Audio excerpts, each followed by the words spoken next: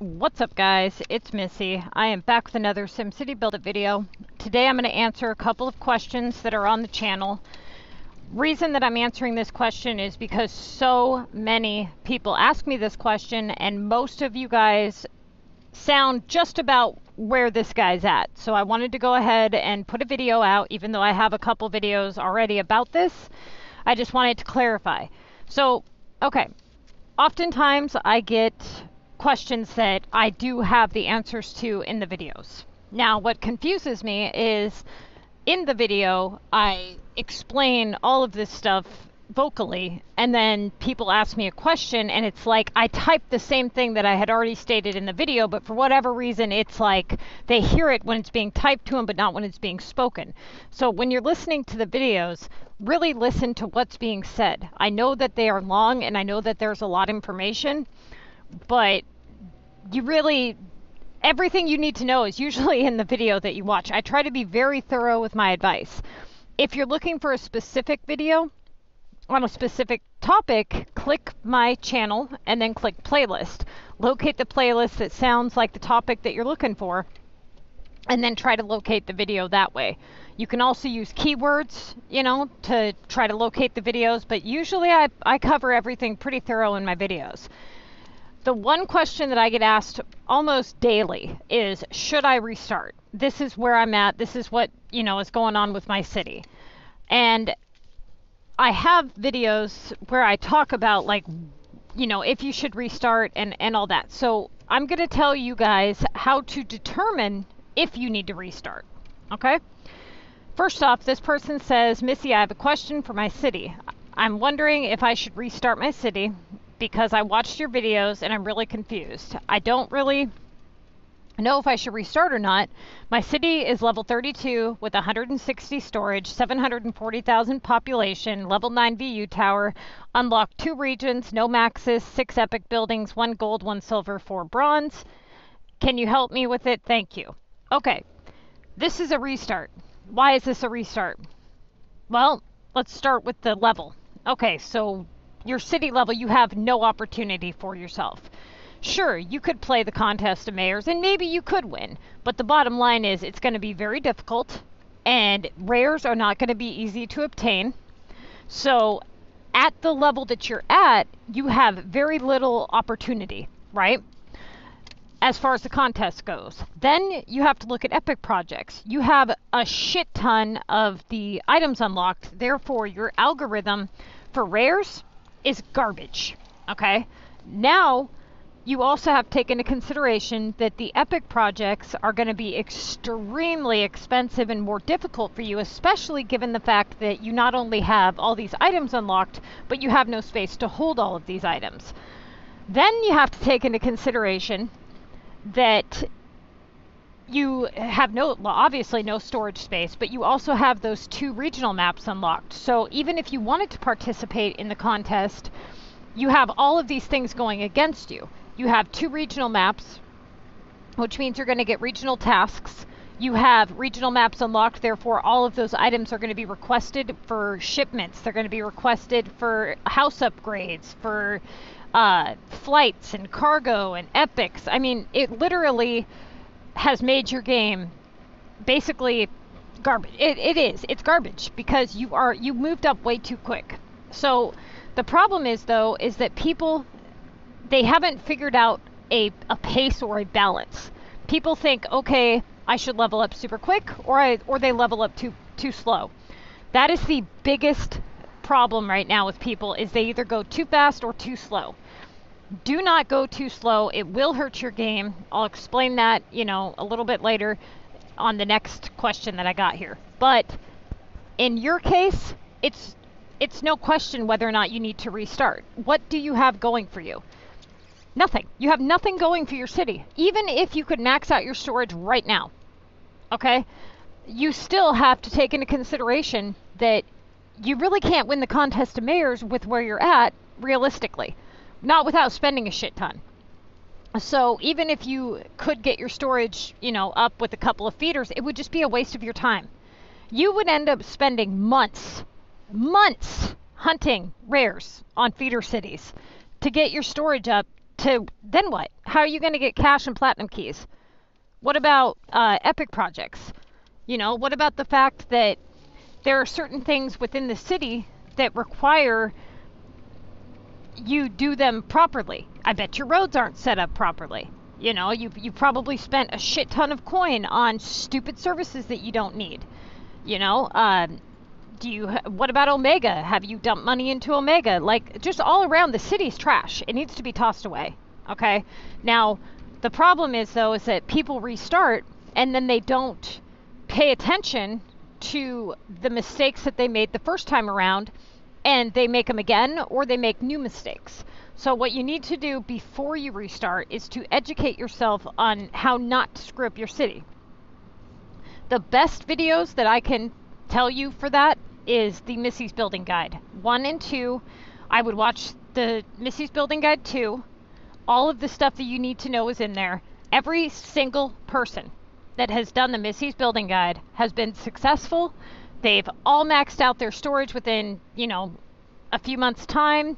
They all win the contest of mayors. They've all got, you know, 4 Maxis Manors without having to spend any real cash besides for the pass. I mean, just all around, the Missy's Building Guide works, okay? We do have a Facebook page. If you type in SimCity Buildit MissyAnne, if you go on our Facebook page, that's where all of the announcements, the documents, the videos, all that good shit is on our Facebook page. You can reach out to us for help, but most of this stuff, honestly, that gets posted on our Facebook page is people posting how successful they are. It's usually people posting things like, hey, I won Mega for the 10th time in a row following the Missy's Building Guide, or the Missy's Contest of Mayors Guide, or whatever. I usually post videos, and I always post the documents. So if you're looking for the typed guide, I get a lot of questions about that. Most of the videos on the channel have the links in the description of the video. And then we also have all of the links on the Facebook page. So yes, you need to restart. It's no question about it. When it comes to epic projects, the Contest of Mayors, opportunity, algorithm, all that good stuff. You know, you just all around, it would be faster to restart, and you would be more successful than if you were to spend the next several years correcting this mistake. That's what would happen. You would need multiple feeders, and you would have to spend years and a pretty penny to correct this mistake. And even then, you still would only be able to go so far with it without having to basically say, well, you know, a lot of people don't understand this. Like, they think when I say, you know, that you can't win the contest, it means you can never win. That's not what I mean by that. What I mean by that is that you can't win and benefit greatly. Like, when a level 24 player following my comm guide, when they play, they win and they benefit. You know, I'm talking like they spent 200-300 cash and they banked in 2,000 cash. It's not like the other players where it's like, yeah, okay, you won, but you spent 19 gold tokens, you know, 200,000 coins, 1,800 cash, and you were lucky to win. Like, it got that bad to where it was like, you know, somebody just didn't play, or, you know, it was a down week, or, you know, you got like last minute, you were able to bump up, 100 points over first place, or whatever the case may be. But the point is it really doesn't matter if you win if you don't benefit, does it? I mean, who gives a shit if you win if you spent $4 grand to get it? Nobody cares. You know, it's like, the whole point is to benefit. And if you're not benefiting, if you're not playing efficiently, then you need to recorrect the way that you're playing. Now, unfortunately, for a lot of the players that have been playing for several years, their cities are like mine. They have a very high level city. They have a lot of time, money, and stuff invested into it, so they're not really in a position to restart. But if you haven't been playing for years and years and years, like if you don't have a lot of content that you can't live without, then I say screw it, restart. Even, the people that say like, oh, I've been playing so long, blah, blah, I don't want to restart. I'm like, well, how long you been playing? They're like, oh, about a year. It's like, dude, no. No. That's not a long time for a city, okay? And the fact of the matter is, and what I've tried to get people to understand, is if it takes you 1 year to get to where you're at now, or whatever, think about where you would be at in 1 year if you were to restart and play efficiently. I truly mean, when you guys, if this guy was to restart right now, his city would be better within 1 week's time than what he has right now. Actually, it's better right off the get-go because he has opportunity. But his storage would be past what it is now if he was to restart within 1 week, if he plays a normal amount of time. If he plays a lot and he goes on global and he doesn't camp too long, he could be at 300-400 storage within a month. I mean, that's the average time it takes for all my players to do that. So, you know, I mean, what ends up happening is the people where it takes longer, it's because they camp too long. They don't listen. They hear me say it, they ignore it, they don't listen, and every damn one of them has come to me and been like, I should have listened to you and leveled up. Like, I didn't realize that it was, you know, that drastic. Like, it wasn't so drastic to where I was going to stop seeing rares. Like, they actually started to accumulate more rares. And they're like, oh, gee. And I'm like, do you really think I would have told you to level up if you didn't? I mean, truthfully. You think I didn't... You really think I didn't think this shit through? Come on, man. That's just crazy. Okay, so this person. They said, I've moved up to level 9 to 15 slowly, though, only after rares dry up. What does that mean?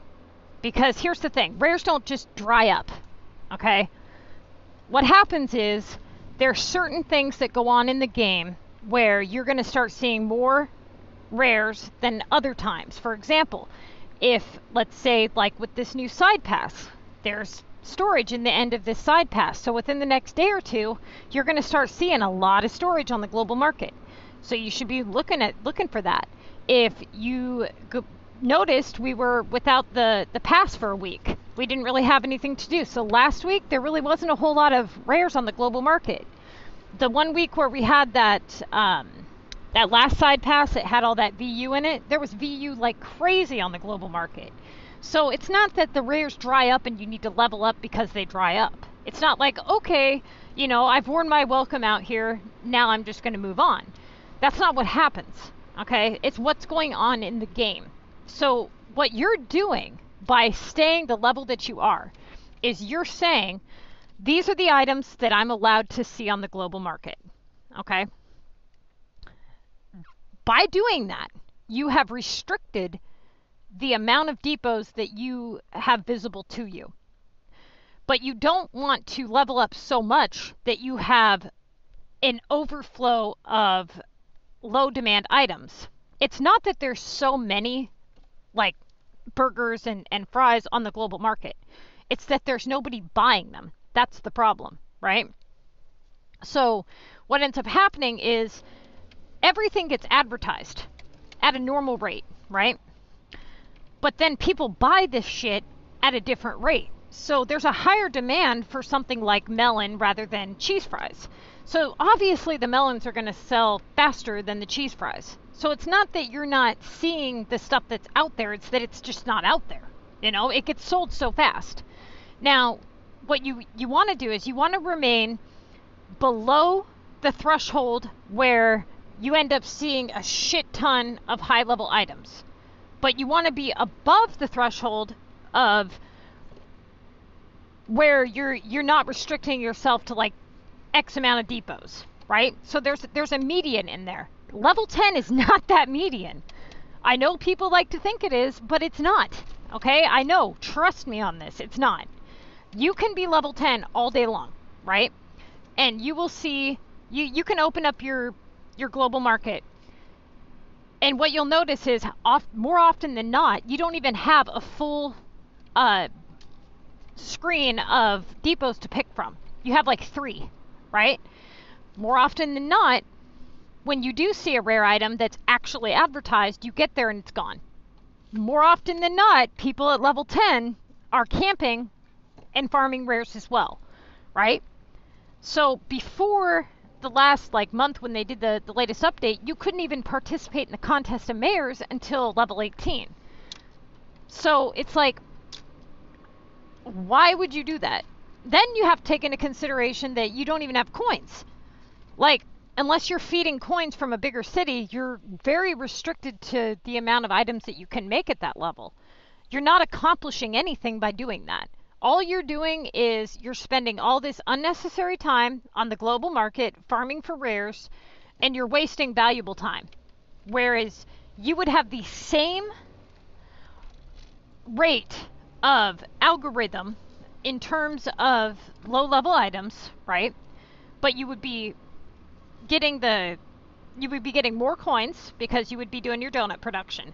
You would be able to join a group and start actually, you know, getting help from people, doing trades. Groups are a huge asset. Finding a good club is huge. Do you know how many people get helped in my group? Do you know how many people are like, hey, I'll just give you 25 dozer because I'm full and I'm maxed out, and they just want to help you because you're playing a strategic city? They don't want to help you if your city's just garbage. But if you're playing a strategic city and you're a good team member and you contribute and you help people, yeah.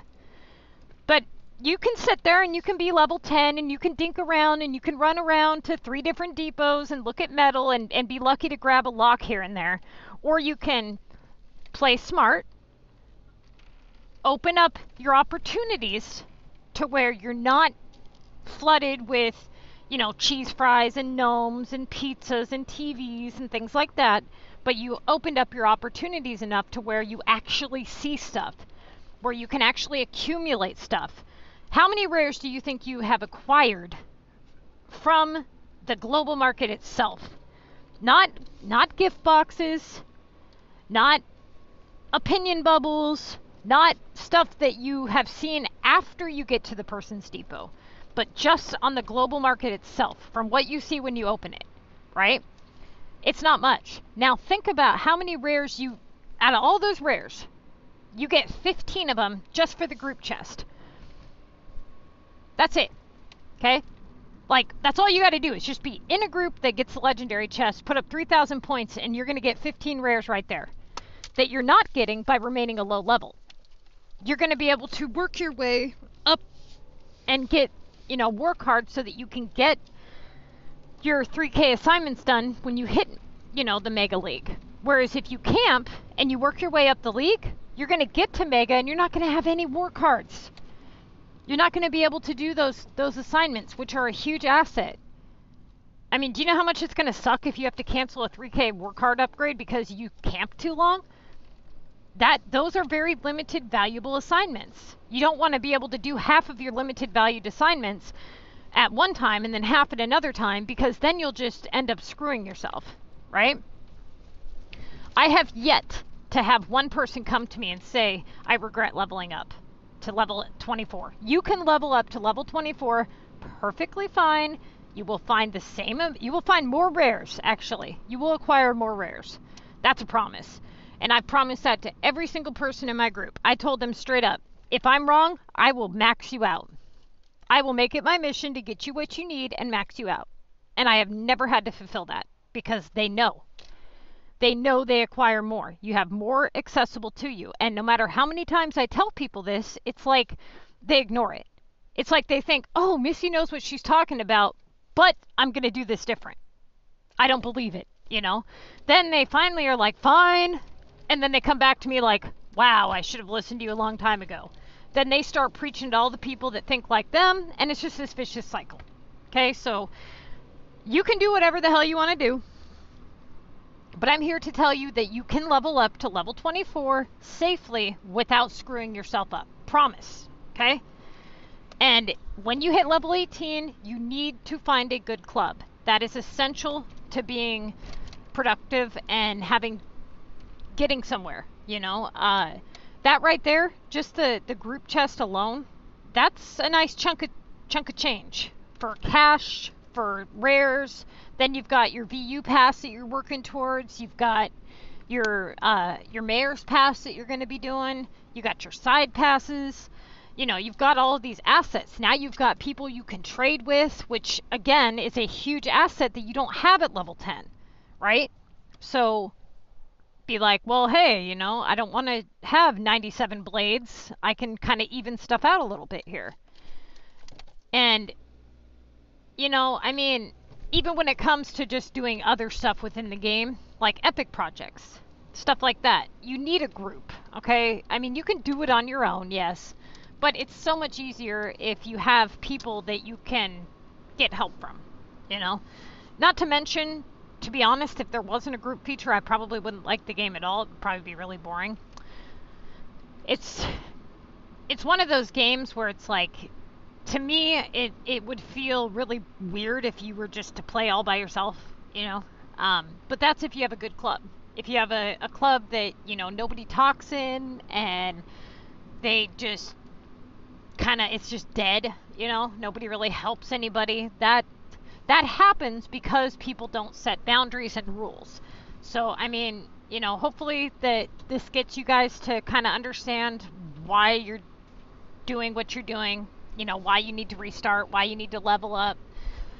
But either way, the point I'm getting at is the Missy's Building Guide has an exceptional rate of success, okay?